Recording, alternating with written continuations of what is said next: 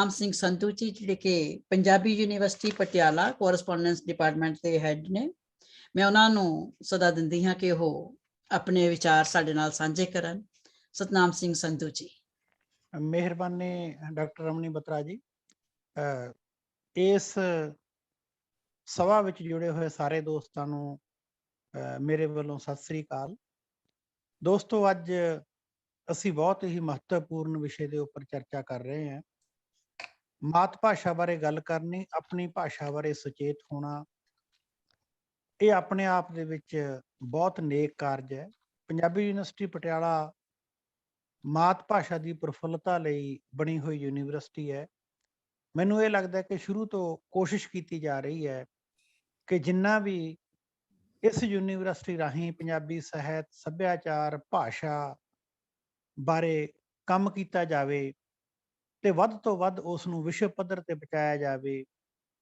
ਉਸ ਨਾਲ ਇਸ ਯੂਨੀਵਰਸਿਟੀ ਦਾ ਅਹਿਦ ਪੂਰਾ ਹੁੰਦਾ ਹੈ। ਇੱਥੇ ਇੱਕ ਪੰਜਾਬੀ ਰੈਫਰੈਂਸ ਲਾਇਬ੍ਰੇਰੀ ਦੀ ਸਥਾਪਨਾ ਕੀਤੀ ਗਈ ਹੈ, ਜਿਸ ਵਿੱਚ ਕੋਸ਼ਿਸ਼ ਕੀਤੀ ਜਾਂਦੀ ਹੈ ਕਿ ਵਿਸ਼ਵ ਪੱਧਰ ਤੇ ਪੰਜਾਬੀ ਨਾਲ ਸੰਬੰਧਿਤ ਕੋਈ ਵੀ ਜੇ ਖੋਜ ਹੁੰਦੀ ਹੈ, ਪੁਸਤਕ ਛਪਦੀ ਹੈ, ਤਾਂ ਉਹਨਾਂ ਨੂੰ ਸੰਗ੍ਰਹਿ ਦੇ ਰੂਪ ਵਿੱਚ ਰੱਖਿਆ ਜਾਵੇ। ਹੁਣ ਅਸੀਂ ਗੱਲ ਕਰਨ ਲੱਗੇ ਹਾਂ ਕਿ ਪੰਜਾਬੀ ਭਾਸ਼ਾ ਬਾਰੇ ਅਸੀਂ ਵਾਰ-ਵਾਰ ਆਪਣੀ ਚਿੰਤਾ ਕਿਉਂ ਜ਼ਾਹਰ ਕਰਦੇ ਹਾਂ। ਚਿੰਤਾ ਜ਼ਾਹਰ ਕਰਨੀ ਬੜਾ ਹੀ ਵਾਜਬ ਗੱਲ ਕਹੀ ਜਾ ਸਕਦੀ ਹੈ। ਅਸੀਂ ਸਾਰੇ ਜਾਣਦੇ ਹਾਂ ਕਿ ਲਗਾਤਾਰ ਸੁਚੇਤ ਰੂਪ ਦੇ ਵਿੱਚ ਜਿੱਥੇ ਪੰਜਾਬੀ ਨਾਲ ਜੁੜੇ ਹੋਏ ਲੋਕ ਪੰਜਾਬੀ ਨੂੰ ਪ੍ਰਫੁੱਲਤ ਕਰਨ ਦੀ ਗੱਲ ਕਰਦੇ ਹੈ, ਉੱਥੇ ਕਈ ਵਾਰ ਸਰਕਾਰੀ ਪੱਧਰ ਤੇ ਲਏ ਹੋਏ ਫੈਸਲੇ ਪੰਜਾਬੀ ਨੂੰ ਉਹਦੇ ਪਰਕਤਰਨ ਦੀ ਗੱਲ ਵੀ ਕਰਦੇ ਰਹਿੰਦੇ ਹੈ। ਅਸੀਂ ਸਾਰੇ ਜਾਣਦੇ ਹਾਂ ਕਿ ਅਣਵੰਡੇ ਪੰਜਾਬ ਦੇ ਵਿੱਚ, ਜਾਂ ਜਿਸ ਨੂੰ ਅੱਜ ਅਸੀਂ ਭਾਰਤੀ ਪੰਜਾਬ ਵੀ ਕਹਿੰਦੇ ਹਾਂ, ਉਸ ਦੇ ਵਿੱਚ ਜਦੋਂ ਭਾਸ਼ਾ ਦੇ ਆਧਾਰ ਤੇ ਸੂਬਿਆਂ ਦੀ ਵੰਡ ਹੋਈ ਤਾਂ ਬਹੁਤ ਸਾਰੇ ਇਲਾਕੇ, ਪੰਜਾਬੀ ਬੋਲਦੇ ਇਲਾਕੇ ਜਿਨ੍ਹਾਂ ਨੂੰ ਅਸੀਂ ਕਹਿ ਸਕਦੇ ਹਾਂ, ਉਹ ਦੂਸਰੇ ਪ੍ਰਾਂਤਾਂ ਵਿੱਚ ਚਲੇ ਗਏ। ਜਿਵੇਂ ਮੈਂ ਵਿਸ਼ੇਸ਼ ਤੌਰ ਤੇ ਹਿਮਾਚਲ ਪ੍ਰਦੇਸ਼ ਦੀ ਗੱਲ ਕਰਾਂ। 1-2 ਸਾਲ ਪਹਿਲਾਂ ਕੀ ਹੋਇਆ ਕਿ ਕਾਂਗੜੀ ਅਤੇ ਡੋਗਰੀ ਵਰਗੇ ਪ੍ਰਦੇਸ਼ ਜਿਹੜੇ ਕਿਸੇ ਸਮੇਂ ਪੰਜਾਬੀ ਦੀਆਂ ਉਪ ਭਾਸ਼ਾਵਾਂ ਮੰਨੀਆਂ ਜਾਂਦੀਆਂ ਸੀ, ਉੱਥੇ ਪੰਜਾਬੀ ਨੂੰ ਦੂਸਰੀ ਭਾਸ਼ਾ ਦਾ ਦਰਜਾ ਜੋ ਮਿਲਿਆ ਹੋਇਆ ਸੀ, ਉਸ ਨੂੰ ਖੋਹ ਕੇ ਸੰਸਕ੍ਰਿਤ ਨੂੰ ਦੂਸਰੀ ਭਾਸ਼ਾ ਦਾ ਦਰਜਾ ਦਿੱਤਾ ਗਿਆ। ਇਹਦਾ ਮਤਲਬ ਇਹ ਹੋਇਆ ਕਿ ਤੁਸੀਂ ਪੰਜਾਬੀ ਬੋਲਣ ਵਾਲੇ ਜਾਂ ਪੰਜਾਬੀ ਦੀਆਂ ਹੋਰ ਛੋਟੀਆਂ-ਛੋਟੀਆਂ ਉਪ ਭਾਸ਼ਾਵਾਂ ਬੋਲਣ ਵਾਲੇ ਵਿਅਕਤੀਆਂ ਨੂੰ ਸਰਕਾਰੀ ਤੌਰ ਤੇ ਉਸ ਦੇ ਵਿਰਸੇ ਨਾਲੋਂ, ਸੱਭਿਆਚਾਰ ਨਾਲੋਂ ਵਿਰਵਾ ਕਰ ਰਹੇ ਹੋ। ਜਦੋਂ ਅਸੀਂ ਇਸ ਕਿਸਮ ਦਾ ਕਿਸੇ ਵੀ ਭਾਸ਼ਾ ਨੂੰ ਉਸ ਦੇ ਮੂਲ ਨਾਲੋਂ ਤੋੜ ਕੇ ਕੋਈ ਨਵੀਂ ਭਾਸ਼ਾ ਉਹਨਾਂ ਤੇ ਥੋਪਣ ਦੀ ਗੱਲ ਕਰਦੇ ਹੋ, ਤਾਂ ਇਹਦੇ ਨਾਲ ਲੋਕਾਂ ਦੇ ਵਿੱਚ ਉਸ ਨਵੀਂ ਥੋਪੀ ਜਾਣ ਵਾਲੀ ਭਾਸ਼ਾ ਦਾ ਵਿਰੋਧ ਉਤਪੰਨ ਹੋਣਾ ਕੁਦਰਤੀ ਹੋ ਜਾਂਦਾ ਹੈ।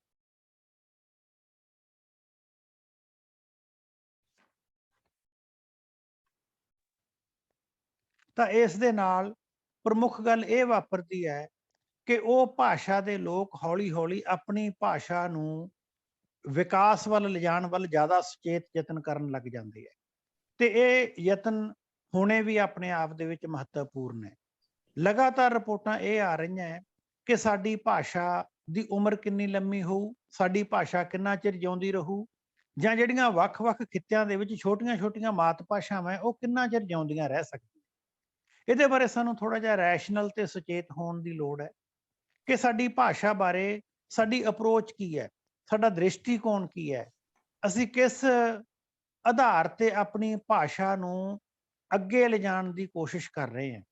ਇੱਕ ਆਧਾਰ ਤਾਂ ਇਹ ਹੁੰਦਾ ਹੈ ਕਿ ਅਸੀਂ ਆਪਣੀ ਭਾਸ਼ਾ ਨੂੰ ਉਸ ਦੇ ਵਿੱਚ ਨਵੇਂ ਸ਼ਬਦ ਲੈਣ ਨੂੰ, ਨਵੇਂ ਵਿਚਾਰ ਲੈਣ ਨੂੰ, ਜਾਂ ਨਵੇਂ ਸ਼ਬਦਾਂ ਦੀ ਆਮ ਤਲੀ ਆਪਣੇ ਦਰਵਾਜ਼ੇ ਬੰਦ ਕਰ ਲਈ।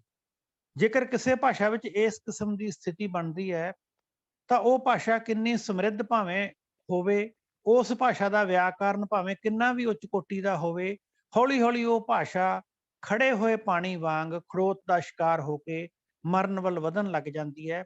ਅਸੀਂ ਸਾਰੇ ਜਾਣਦੇ ਹਾਂ ਕਿ ਸੰਸਕ੍ਰਿਤ ਭਾਸ਼ਾ ਦਾ ਵਿਆਕਰਨ, ਸੰਸਕ੍ਰਿਤ ਭਾਸ਼ਾ ਵਿੱਚ ਰਚੇ ਹੋਏ ਮਹਾਨ ਸਾਹਿਤ ਨੂੰ ਅਸੀਂ ਸਾਰੇ ਜਾਣਦੇ ਹਾਂ। ਉਹ ਸਾਰੀ ਉੱਚਤਾ ਦੇ ਹੋਣ ਦੇ ਬਾਵਜੂਦ ਵੀ ਉਹ ਭਾਸ਼ਾ ਅੱਜ ਖੜੋਤ ਦੀ ਭਾਸ਼ਾ ਹੈ। ਕਿਤੇ ਹੀ ਸ਼ਾਇਦ ਉਹ ਭਾਸ਼ਾ ਬੋਲੀ ਜਾਂਦੀ ਹੋਵੇ, ਨਹੀਂ ਉਹ ਵਿਸ਼ਵ ਦੀਆਂ 3 ਭਾਸ਼ਾਵਾਂ ਸੰਸਕ੍ਰਿਤ, ਲੈਟਿਨ ਤੇ ਗ੍ਰੀਕ ਦੇ ਵਿੱਚੋਂ ਇੱਕ ਹੁੰਦੇ ਹੋਏ ਵੀ ਅੱਜ ਮਰਨ ਕਿਨਾਰੇ ਪਹੁੰਚੀ ਹੋਈ ਹੈ। ਇਸ ਲਈ ਦੋਸਤੋ, ਮੇਰੀ ਬੇਨਤੀ ਇਹ ਹੈ ਕਿ ਜੇ ਤੁਸੀਂ ਆਪਣੀ ਭਾਸ਼ਾ ਨੂੰ ਜਿਉਂਦੇ ਰੱਖਣਾ ਹੈ ਤਾਂ ਸ਼ਬਦ ਰੂਪੀ ਤਾਜੀ ਹਵਾ ਵਾਸਤੇ ਆਪਣੇ ਦਰਵਾਜ਼ੇ ਹਮੇਸ਼ਾ ਖੁੱਲੇ ਰੱਖੋ। ਸਾਨੂੰ ਸੰਕੀਰਨਤਾ ਤੋਂ ਬਚਣਾ ਚਾਹੀਦਾ ਕਿ ਸਾਡੀ ਭਾਸ਼ਾ ਵਿੱਚ ਆਹ ਦੂਸਰੀ ਭਾਸ਼ਾ ਦਾ ਸ਼ਬਦ ਆ ਗਿਆ, ਆਹ ਤੀਸਰੀ ਭਾਸ਼ਾ ਦਾ ਸ਼ਬਦ ਆ ਗਿਆ। ਜਿਹੜੀਆਂ ਭਾਸ਼ਾਵਾਂ ਨੇ ਸਦਾ ਬਾਹਾਂ ਖੋਲ ਕੇ ਬਾਹਰਲੇ ਸ਼ਬਦਾਂ ਦੀ ਆਮਦ ਨੂੰ ਸਵੀਕਾਰ ਕੀਤਾ ਹੈ ਅਤੇ ਉਹਨਾਂ ਨੂੰ ਆਪਣੇ ਭਾਸ਼ਾ ਦੇ ਮੁਹਾਵਰੇ ਦੇ ਵਿੱਚ ਢਾਲ ਕੇ ਸਵੀਕਾਰ ਕੀਤਾ ਹੈ, ਉਹ ਭਾਸ਼ਾਵਾਂ ਹਮੇਸ਼ਾ ਹੀ ਜਿਉਂਦੀਆਂ ਰਹਿੰਦੀਆਂ। ਕਿਉਂਕਿ ਭਾਸ਼ਾ ਕੋਈ ਸਟੈਟਿਕ ਚੀਜ਼ ਨਹੀਂ ਹੈ। ਭਾਸ਼ਾ ਕੋਈ ਇਮਾਰਤ ਵਾਂਗ ਨਹੀਂ ਹੈ ਕਿ ਇੱਕ ਵਾਰੀ ਬਣ ਗਈ ਉਹ ਭਾਸ਼ਾ ਦੂਸਰੀ ਵਾਰ ਉੱਥੇ ਹੀ ਖੜੀ ਰਹੂਗੀ। ਤੁਸੀਂ ਸਾਰੇ ਦੇਖਦੇ ਹੋ ਕਿ ਜੇ ਅਸੀਂ ਸਾਡੀਆਂ 3 ਪੀੜ੍ਹੀਆਂ ਪਿੱਛੇ ਦੇ ਪਿਛੋਕੜ ਉੱਪਰ, ਪਰਿਵਾਰਕ ਪਿਛੋਕੜ ਉੱਪਰ ਨਜ਼ਰ ਮਾਰੀਏ ਤਾਂ ਜੋ ਪਹਿਰਾਵਾ, ਜੋ ਰਹਿਣ ਸਹਿਣ, ਖਾਣ ਪਾਣ ਸਾਡੇ ਪੜਦਾਦਿਆਂ ਦਾ ਸੀ ਉਹ ਸਾਡੇ ਦਾਦਿਆਂ ਦਾ ਨਹੀਂ ਸੀ, ਜੋ ਸਾਡੇ ਦਾਦਿਆਂ ਦਾ ਹੈ ਉਹ ਸਾਡੇ ਪਿਤਾ ਦਾ ਨਹੀਂ ਸੀ, ਜੋ ਸਾਡੇ ਪਿਤਾ ਦਾ ਹੈ ਉਹ ਸਾਡਾ ਨਹੀਂ। ਇਹਦਾ ਮਤਲਬ ਇਹ ਹੋਇਆ ਕਿ ਨਿਰੰਤਰ ਤੌਰ ਤੇ ਜਿਉਂਦਾ ਮਨੁੱਖ ਹੈ ਜਿਹੜਾ, ਉਹਦਾ ਸੱਭਿਆਚਾਰ, ਉਹਦਾ ਸੁਹਜ ਸਵਾਦ, ਉਹਦਾ ਰਹਿਣ ਸਹਿਣ, ਉਹਦਾ ਪਹਿਰਾਵਾ ਬਦਲਦਾ ਰਹਿੰਦਾ ਹੈ। ਜਿਹੜੀ ਭਾਸ਼ਾ ਹੈ ਇਹ ਵੀ ਮਨੁੱਖ ਦੁਆਰਾ ਅਪਣਾਈ ਹੋਈ ਚੀਜ਼ ਹੈ। ਜੇਕਰ ਇਸ ਨੂੰ ਵੀ ਅਸੀਂ ਸਮੇਂ ਅਤੇ ਹਾਲਾਤ ਅਨੁਸਾਰ ਬਦਲਦਾ ਰੱਖਾਂਗੇ ਤਾਂ ਅਸੀਂ ਇਸ ਕਿਸੇ ਵੀ ਭਾਸ਼ਾ ਨੂੰ ਜਿਉਂਦਾ ਰੱਖਣ ਦੇ ਵਿੱਚ ਕਾਮਯਾਬ ਹੋ ਸਕਦੇ ਹਾਂ। ਸਭ ਤੋਂ ਮਹੱਤਵਪੂਰਨ ਗੱਲ ਇਹ ਹੁੰਦੀ ਹੈ ਕਿ ਭਾਸ਼ਾ ਵਿੱਚ ਨਵੇਂ ਸ਼ਬਦਾਂ ਦੀ ਆਮਦ ਨੂੰ ਲੈਣਾ, ਨਵੇਂ ਸ਼ਬਦਾਂ ਨਾਲ ਜੋੜਨ ਦਾ ਇਹ ਮਤਲਬ ਕਤਈ ਨਹੀਂ ਹੁੰਦਾ ਕਿ ਅਸੀਂ ਆਪਣੇ ਵਿਰਸੇ ਤੋਂ ਅੱਖਾਂ ਹੀ ਮੀਚ ਲਈਏ। ਅੱਜ ਸਾਡੇ ਵਿਰਸੇ ਤੋਂ ਅੱਖਾਂ ਮੀਚਣ ਵਾਲੀ ਗੱਲ ਕਾਫੀ ਹੱਦ ਤੱਕ ਜਿਹੜੀ ਸਾਹਮਣੇ ਆ ਰਹੀ ਹੈ। ਕੁਝ ਸਮਾਂ ਪਹਿਲਾਂ ਮੈਂ ਪੰਜਾਬੀ ਯੂਨੀਵਰਸਿਟੀ ਪਟਿਆਲਾ ਦੇ ਵਿੱਚ ਡੀਨ ਭਾਸ਼ਾਵਾਂ ਸੀ, ਜਿੱਥੇ ਜ਼ਿੰਮੇਵਾਰੀ ਇਹ ਹੁੰਦੀ ਹੈ ਕਿ ਅਸੀਂ ਮਾਸਟਰ ਡਿਗਰੀ ਅਤੇ ਅੰਡਰ ਗ੍ਰੈਜੂਏਟ ਲੈਵਲ ਦੀ ਡਿਗਰੀ ਦੇ ਸਿਲੇਬਸਾਂ ਦਾ ਨਿਰਮਾਣ ਕਰੀਏ। ਤਾਂ ਉੱਥੇ ਦੇਖਣ ਵਿੱਚ ਇਹ ਆਇਆ ਕਿ ਆਮ ਤੌਰ ਤੇ ਸਾਡੀ ਰੁਚੀ ਇਹ ਬਣਦੀ ਜਾ ਰਹੀ ਹੈ ਕਿ ਅਸੀਂ ਮੱਧਕਾਲੀ ਸਾਹਿਤ ਨੂੰ ਭਾਸ਼ਾ ਦੇ ਵਿੱਚੋਂ ਗੈਰ ਹਾਜ਼ਰ ਕਰਦੇ ਜਾ ਰਹੇ ਹਾਂ। ਮੱਧਕਾਲੀ ਸਾਹਿਤ ਨੂੰ ਸਾਡੀ ਭਾਸ਼ਾ ਦੇ ਵਿੱਚੋਂ ਗੈਰ ਹਾਜ਼ਰ ਕਰਨ ਦਾ ਅਸਰ ਇਹ ਹੋ ਰਿਹਾ ਹੈ ਕਿ ਅਸੀਂ ਬੁੱਲੇ ਸ਼ਾਹ ਨਾਲੋਂ, ਵਾਰਿਸ ਸ਼ਾਹ ਨਾਲੋਂ, ਗੁਰਬਾਣੀ ਨਾਲੋਂ ਜਾਂ ਸਾਡੀ ਪਰੰਪਰਾ ਦੇ ਵਿੱਚ ਪਏ ਹੋਏ ਅਮੀਰ ਵਿਰਸੇ ਨਾਲੋਂ ਆਪਣੇ ਲੋਕਾਂ ਨੂੰ, ਆਪਣੇ ਆਉਣ ਵਾਲੀਆਂ ਪੀੜ੍ਹੀਆਂ ਨੂੰ ਤੋੜਦੇ ਜਾ ਰਹੇ ਹਾਂ। ਉਹਦੇ ਨਾਲ ਕੀ ਹੁੰਦਾ ਹੈ ਕਿ ਸਾਡਾ ਸ਼ਬਦ ਭੰਡਾਰ ਹੈ ਜਿਹੜਾ ਉਹ ਸੀਮਤ ਹੁੰਦਾ ਜਾ ਰਿਹਾ। ਅੱਜ ਹੌਲੀ ਹੌਲੀ ਹਾਲਾਤ ਇਹ ਬਣੇ ਹੋਏ ਹੈ ਕਿ ਸ੍ਰੀ ਗੁਰੂ ਗ੍ਰੰਥ ਸਾਹਿਬ ਜੋ ਪੰਜਾਬ ਦਾ ਵਿਰਸਾ ਹੈ ਉਸ ਨੂੰ ਪੜ੍ਹਨ ਤੋਂ ਬਾਅਦ ਜਾਂ ਕੋਈ ਵੀ ਵਿਅਕਤੀ ਜਿਸ ਦੀ BA ਜਾਂ MA ਕਰੀ ਹੋਈ ਹੈ, ਜਦੋਂ ਉਸ ਨੂੰ ਕਿਹਾ ਜਾਂਦਾ ਹੈ ਕਿ ਤੁਸੀਂ ਇਹ ਪੰਜਾਬੀ ਜਾਂ ਗੁਰਮੁਖੀ ਵਿੱਚ ਲਿਖੇ ਹੋਏ ਗ੍ਰੰਥ ਨੂੰ ਪੜ੍ਹ ਕੇ ਕੀ ਇਹਨੂੰ ਸਮਝ ਸਕਦੇ ਹੋ, ਤਾਂ ਬਹੁਤ ਵਾਰੀ ਇਹਦਾ ਆਨਸਰ ਸਾਨੂੰ ਨਾ ਦੇ ਵਿੱਚ ਮਿਲਦਾ ਹੈ। ਬਹੁਤ ਸਾਰੀਆਂ ਸੁਖਮਨੀ ਸੁਸਾਇਟੀ ਬਣੀਆਂ ਹੋਈਆਂ ਹੈ। ਕਈ ਵਾਰੀ ਭਾਸ਼ਾ ਤੇ ਖੋਜ ਕਰਦੇ ਹੋਏ ਉਹਦੇ ਵਿੱਚ ਜੁੜੇ ਹੋਏ ਵਿਅਕਤੀਆਂ ਨੂੰ ਜੋ ਲਗਾਤਾਰ ਉਹਦਾ ਨਿਰੰਤਰ ਪਾਠ ਕਰਦੇ ਆ, ਉਹਨਾਂ ਨੂੰ ਬੇਨਤੀ ਕੀਤੀ ਜਾਂਦੀ ਹੈ ਕਿ ਕੀ ਤੁਹਾਨੂੰ ਸਾਰੀਆਂ ਅਸ਼ਟਪਦੀਆਂ ਦੇ ਅਰਥ ਸਮਝ ਆ ਰਹੇ ਹੈ। ਤਾਂ ਬਹੁਤੀ ਵਾਰੀ ਕਿਹਾ ਜਾਂਦਾ ਹੈ ਕਿ ਅਸੀਂ ਸ਼ੁੱਧ ਉਚਾਰਨ ਤਾਂ ਕਰ ਲੈਂਦੇ ਹਾਂ ਪਰ ਸਾਨੂੰ ਸ਼ਬਦਾਂ ਦੇ ਅਰਥ ਸਮਝ ਨਹੀਂ ਆਉਂਦੇ। ਇਹਦਾ ਕਾਰਨ ਕੀ ਹੋਇਆ ਕਿ ਅਸੀਂ ਵਿਰਸੇ ਵਿੱਚ ਪਏ ਹੋਏ ਗਿਆਨ ਨਾਲੋਂ, ਸੱਭਿਆਚਾਰ ਨਾਲੋਂ ਟੁੱਟਦੇ ਜਾ ਰਹੇ ਹਾਂ। ਇਸ ਨੂੰ ਸਮਝਣ ਲਈ, ਜਾਣਨ ਲਈ ਜਿੱਥੇ ਇੱਕ ਪਾਸੇ ਸਾਨੂੰ ਸਾਡੀ ਭਾਸ਼ਾ ਨੂੰ ਵਿਰਸੇ ਨਾਲ ਜੋੜਨਾ ਜ਼ਰੂਰੀ ਹੈ, ਉਹਦੇ ਨਾਲ ਹੀ ਨਾਲ ਅਸੀਂ ਸਾਡੀ ਭਾਸ਼ਾ ਨੂੰ ਵਰਤਮਾਨ ਅਤੇ ਭਵਿੱਖ ਨਾਲ ਵੀ ਜੋੜਨਾ। ਜੇ ਅਸੀਂ ਕੇਵਲ ਇਹ ਕਹਾਂਗੇ ਕਿ ਅਸੀਂ ਸਾਡੇ ਬੱਚਿਆਂ ਨੂੰ ਮੱਧਕਾਲੀ ਸਾਹਿਤ ਪੜ੍ਹਾਈਏ, ਕੇਵਲ ਗੁਰਬਾਣੀ ਪੜ੍ਹਾਈਏ, ਕੇਵਲ ਕਿੱਸਾ ਕਾਵਿ ਜਾਂ ਕਥਾ ਕਹਾਣੀਆਂ ਪੜ੍ਹਾਈਏ, ਤਾਂ ਤੁਹਾਡੀ ਭਾਸ਼ਾ ਨੂੰ ਉਹ ਨਾਲ ਲੈ ਕੇ ਨਹੀਂ ਚੱਲਣਗੇ।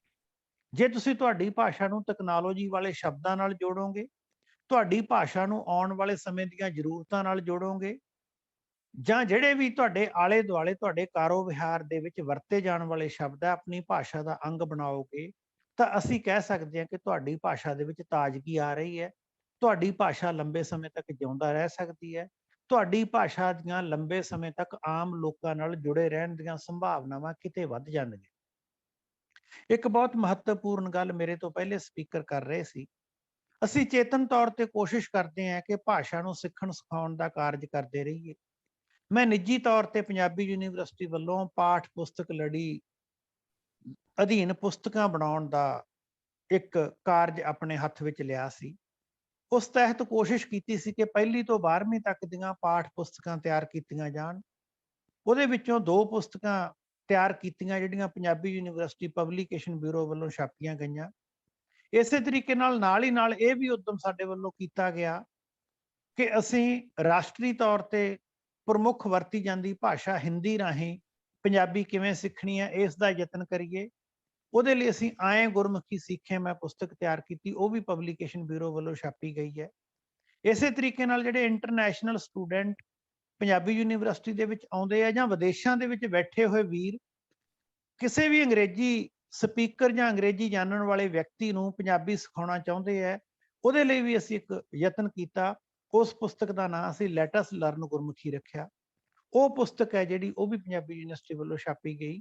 ਮੇਰਾ ਕਹਿਣ ਤੋਂ ਮਤਲਬ ਇਹ ਹੈ, ਅੱਜ ਵੀ ਇੱਕ ਹੋਰ ਜਗ੍ਹਾ ਤੇ ਟੀਵੀ ਡਿਬੇਟ ਵਿੱਚ ਅਸੀਂ ਗੱਲ ਕਰ ਰਹੇ ਸੀ ਕਿ ਸਾਡੀਆਂ ਜਿਹੜੀਆਂ ਵੱਖ-ਵੱਖ ਕੋਸ਼ਿਸ਼ਾਂ ਕੀਤੀਆਂ ਜਾ ਰਹੀਆਂ, ਚੱਠਾ ਸਾਹਿਬ ਬਹੁਤ ਸਰਗਰਮੀ ਨਾਲ ਕੋਸ਼ਿਸ਼ ਕਰ ਰਹੇ ਹੈ।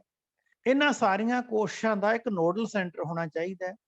ਉਹ ਨੋਡਲ ਸੈਂਟਰ ਦੇ ਵਿੱਚ ਅਸੀਂ ਸਾਰੇ ਆਪਣੇ ਰਿਸੋਰਸ ਸ਼ੇਅਰ ਕਰੀਏ। ਪੰਜਾਬੀ ਨੂੰ ਸਿੱਖਣ ਸਿਖਾਉਣ ਤੇ ਜਾਣਨ ਵਾਸਤੇ ਬਹੁਤ ਉਦਮ ਹੋ ਰਿਹਾ ਹੈ। ਬਹੁਤ ਲੋਕ ਆਪਣੀ ਆਪਣੀ ਪੱਧਰ ਤੇ England, America, Canada, Australia, New Zealand ਦੇ ਵਿੱਚ ਕੰਮ ਕਰ ਰਹੇ ਆ। ਬਹੁਤ ਸਾਰੇ ਰੇਡੀਓ ਸਰਗਰਮ ਹੈ, ਵੈਬ ਚੈਨਲ ਸਰਗਰਮ ਹੈ, ਟੀਵੀ ਦੇ ਉੱਪਰ ਡਿਬੇਟ ਹੁੰਦੀ ਹੈ। ਕਿਤੇ ਨਾ ਕਿਤੇ ਅਸੀਂ ਪੀਠੇ ਨੂੰ ਦੁਬਾਰਾ ਨਾ ਪੀਠੀਏ। ਬਹੁਤ ਸਾਰੀਆਂ ਚੀਜ਼ਾਂ ਜਿਹੜੀਆਂ ਸਾਡੇ ਕੋਲੇ ਰਿਸੋਰਸ ਪਏ ਹੈ, ਉਹਨਾਂ ਨੂੰ ਅਸੀਂ ਲਿਸਟ ਕਰੀਏ। ਆਉਣ ਵਾਲੀ ਜਿਹੜਾ ਸਾਡਾ ਨੈਕਸਟ ਈਅਰ ਦਾ ਮਾਤ ਭਾਸ਼ਾ ਦਿਵਸ ਹੋਊਗਾ, ਕਮ ਸੇ ਕਮ ਉਦੋਂ ਤੱਕ ਸਾਡੇ ਕੋਲੇ ਇੱਕ ਸੂਚੀ ਜ਼ਰੂਰ ਤਿਆਰ ਹੋ ਜੇ ਕਿ ਸਾਡੇ ਕੋਲੇ ਪੰਜਾਬੀ ਨੂੰ ਜਾਣਨ, ਸਮਝਣ ਅਤੇ ਇਹਦੇ ਵਿਕਾਸ ਲਈ ਇਹ ਸਰੋਤ ਉਪਲਬਧ ਹੈ। ਉਹ ਸਾਰੇ ਸਰੋਤ ਨੂੰ ਜਾਣ ਕੇ ਅਸੀਂ ਉਸ ਤੋਂ ਅੱਗੇ ਚੱਲੀਏ। ਮੈਂ ਅੱਜ ਦੀ ਇਹ ਸਭਾ ਵਿੱਚ ਜੁੜੇ ਹੋਏ ਸਾਰੇ ਦੋਸਤਾਂ ਨੂੰ, ਵਿਸ਼ੇਸ਼ ਤੌਰ ਤੇ ਇਸ ਸਭਾ ਦਾ ਸੰਚਾਲਨ ਕਰਨ ਵਾਲੇ ਡਾਕਟਰ ਰਮਨਾ ਬਤਰਾ, ਇਸ ਸਾਰੇ ਉਦਮ ਦੇ ਸੂਤਰਧਾਰ ਸਰਦਾਰ ਅਜੈਬ ਸਿੰਘ ਚੱਠਾ ਨੂੰ ਬਹੁਤ ਮੁਬਾਰਕ ਦਿੰਦਾ ਕਿ ਉਹ ਐਡੀ ਵੱਡੀ ਭਾਸ਼ਾਵਾਂ ਦੀ ਅਤੇ ਗਿਆਨ ਦੀ ਅੰਧੇਰੀ ਵਿੱਚ ਆਪਣੀ ਮਾਤ ਭਾਸ਼ਾ ਦਾ ਦੀਵਾ ਲੈ ਕੇ ਤੁਰਨ ਦੀ ਕੋਸ਼ਿਸ਼ ਕਰ ਰਹੇ ਹੈ। ਪਰਮਾਤਮਾ ਉਹਨਾਂ ਦੇ ਯਤਨ ਨੂੰ ਸਫਲ ਕਰੂਗਾ। ਸਾਡਾ ਸਾਰਿਆਂ ਦਾ ਉਹਨਾਂ ਦੇ ਨਾਲ ਹਰ ਕਿਸਮ ਦਾ ਅਕਾਦਮਿਕ ਸਹਿਯੋਗ ਰਹੂਗਾ। ਇਸ ਸਭਾ ਵਿੱਚ ਜੁੜੇ ਹੋਏ ਸਾਰੇ ਦੋਸਤਾਂ ਦਾ ਬਹੁਤ ਬਹੁਤ ਧੰਨਵਾਦ।